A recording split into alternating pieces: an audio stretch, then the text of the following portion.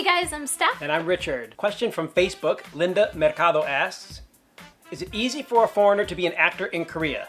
My son looks like a Korean actor that underwent plastic surgery, but my son didn't undergo under the knife. In other words, he is a natural Korean beauty.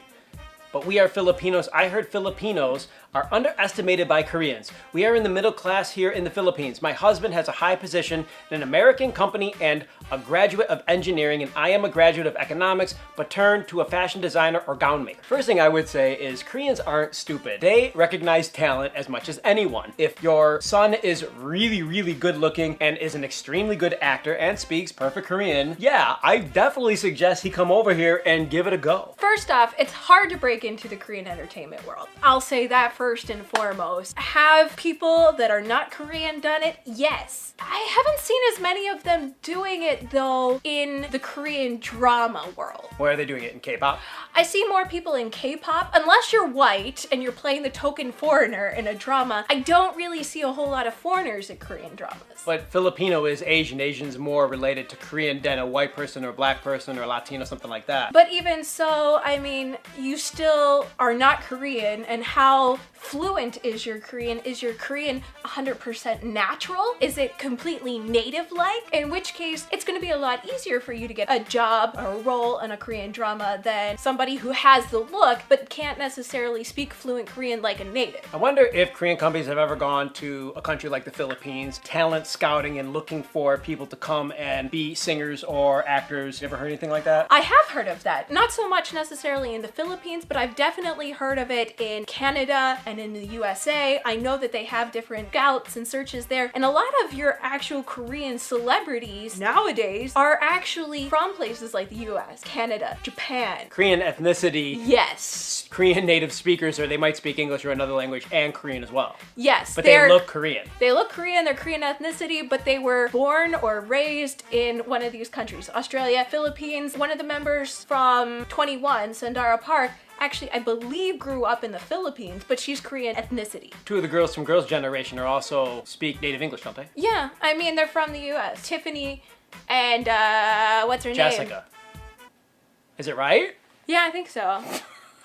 I have no idea. I don't know why Jessica just came out of my mouth. Jessica and Crystal are sisters. Okay. They're the Jung sisters, but Tiffany also, I believe, grew up in the USA. Linda, let me ask you this. Has your son acted in any Filipino TV? Yeah, that's also something. You know, I mean, if he has, then he might have a better chance at catching somebody's eye here. That's part of the reason why Sandara Park actually became popular. She acted in Filipino television. They noticed her. Really? And so then she ended up in the Korean entertainment world. Wow. It is kind of all about who you know, though. It isn't just pure talent, don't you think? And I don't mean Korea. This is just across the board. It's totally about who you know. I mean, I was actually talking to somebody about this at the K-pop concert. To be an entertainer, you have to have connections, you have to know people, and you have to get lucky or have a lot of money. And you have to be very lucky and also be talented. It's actually really difficult to get into the Korean entertainment world. Like, we were walking just around Suwon Station. You hear different buskers playing out on the street. Very talented, but are they K-pop stars? No! There's a lot more people aspiring to be than there are actually stars and actors and that sort of thing. And I mean, there's also a lot of actors. Maybe they're stage actors, or they work in one of the musicals around here, but they're not on television or in Korean movies. There was a video recently that surfaced on Facebook, and also we just watched a clip on YouTube of 4 Filipino girls who are performing on K-Superstar, one of the Korean talent show programs, and they were singing. I think they were doing Frozen.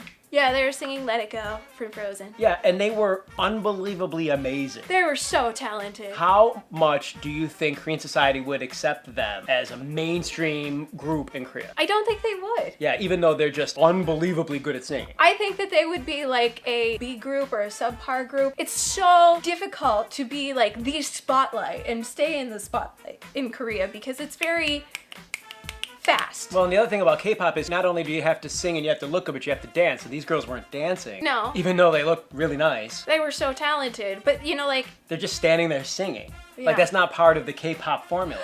No, but they were singing ballad, and ballad is another style that's also popular. Okay.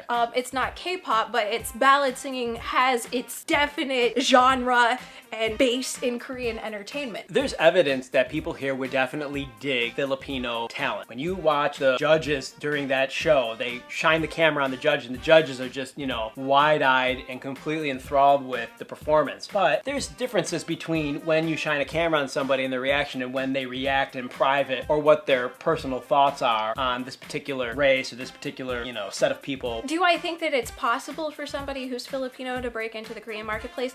Yes. It would take a lot, and there's a lot of pieces that have to fall into place. It might be like they really like you, and then it dies down very quickly. Like the judges. I don't think that those girls, while they're very talented, have a chance at having a super long popular career in Korea. That was kind of a one-hit wonder sort of thing, and they just did their one-hit wonder. Yeah. It's not even a song that they wrote. Could they actually be popular for a year or 2 years? Maybe. I think they definitely have the talent to do it. Can I actually change the thinking a little bit in that for somebody to be internationally popular, yes, usually it's through K-pop. If you want to get into drama roles, I'm actually thinking recently of Jackson. Okay. Do you know about Jackson? No, who is he? I think he's from Hong Kong, but he recently got into a K-pop group. He sings in a K-pop group, but he's a guy from Hong Kong, I believe. Don't kill me if I'm wrong. He just got accepted for the new season of Roommate. That is, to me, very huge because he's not a Korean person. Is he handsome? Yeah.